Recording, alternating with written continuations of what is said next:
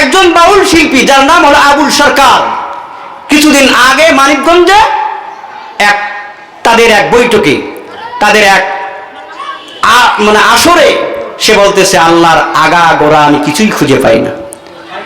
এই সমস্ত বাউল শিল্পী বিভিন্ন সময় বিভিন্ন ভাবে কোরআনকে নিয়ে অপব্যাখ্যা করেছে, সাহাবীদেরকে নিয়ে অপব্যাখ্যা করেছে, রাসূলকে নিয়ে বিভিন্ন মন্তব্য করেছে। সূরা নাসের তাফসীর করেছে, কুল আউযু বিরাব্বিন নাস, মানে আল্লাহ নাসতে বলেছেন, মালিকিন নাস আল্লাহ নাসতে বলেছেন, মিন শাররিল ওয়াসওয়াসিল খান্নাস আল্লাহ নাসতে বলেছেন। এরা এই দলিলগুলো দিয়ে দিয়ে সাধারণ মানুষকে বুঝায়, আর সাধারণ মানুষ মনে করে হয় আমাদেরকে নাসতে বলেছেন। তারা তো এই তাফসীর করবে এই জন্যই, কারণ তাদের মধ্যে তো কোনো জ্ঞান নাই। এই বখিল, এই মূর্খরা, সমাজের মানুষ যেগুলো মূর্খ তাদেরকে তাদের দলের মধ্যে ডেকে নিয়ে তাদের ঈমানকে ধ্বংস করতেছে। কথা বলেন ঠিক কিনা? আল্লাহকে নিয়ে কটূক্তি করার পর তাকে অ্যারেস্ট করা হয়েছে।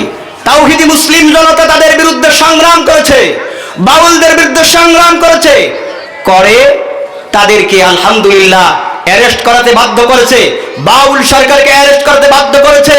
কিন্তু কথা হলো এই যে বাংলার জমিনে আল্লাহর বিরুদ্ধে, রাসূলের বিরুদ্ধে এরকম কথা বলার পর আমাদেরকে কেন আন্দোলন করতে হবে? যখনই এরকম কেউ কথা বলবে তাদেরকে জেলখানার মধ্যে আবদ্ধ করে একদিন অথবা 2 দিনের মধ্যেই জনগণের সামনেই ফাঁসির মঞ্চে ঝুলাইতে হবে। কথা বলেন ঠিক কিনা? কারণ এরা সমাজের কীট, এরা সমাজের কি? এরা সমাজের কীট। এরা এদের ভাষায় বিভিন্ন রকমের গান গায়। ও হিলাল সাদ নৌকার মাঝি আমায় করিও পার, এরকম করে না?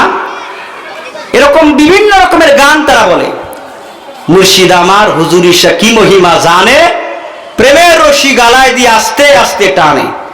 এরা বিভিন্ন ভাবে অপব্যাখ্যার মধ্যে মানুষদেরকে ডুবাইয়ে দেয়। অতএব আমাদেরকে অবশ্যই অবশ্যই তাদের বিরুদ্ধে আন্দোলন করতে হবে।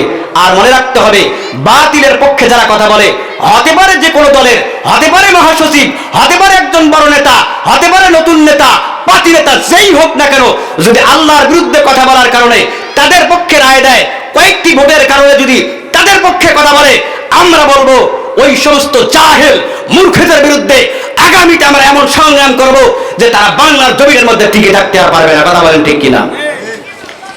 এখন যখন সত্য কথা বলবেন, হকের কথা বলবেন, আল্লাহ পাক তাও জানিয়ে দেন, ওয়াতাওয়াসাউ বিল হক, মানুষকে হকের দিকে আহ্বান করো। কারণ হকের দিকে আহ্বান করার পর আল্লাহ পাক বললেন ওয়াতাওয়াসাউ বিস সবর, পরস্পরকে ধৈর্যের তাগিদ দাও। তার মানে আল্লাহ পাক জানেন, যখন আমার বান্দারা হকের দিকে আহ্বান করবে, হকের দিকে ডাকবে, তখন তাদের উপর বিভিন্ন বালা মুসিবত আসবে, তাদের উপর বিভিন্ন ভাবে কাফের মুশরিকরা একত্রিত হয়ে তাদেরকে জেলখানায় আবদ্ধ করবে। আল্লাহ এজন্য বললেন, তোমরা এজন্য পরস্পরকে এই কথাও জানিয়ে দাও যে তোমাকে সবর ধারণ করতে হবে। আল্লাহ বলেন, দুনিয়ার জমিনের মানুষ তোমরা জানিয়ে নাও, ইন্নাল্লাহা মা'আস সাবিরিন, যদি তোমরা সবর ধারণ করতে পারো তাহলে আশা রাখা যায় তোমরা আল্লাহ রাব্বুল আলামিনকে পেয়ে যাবে।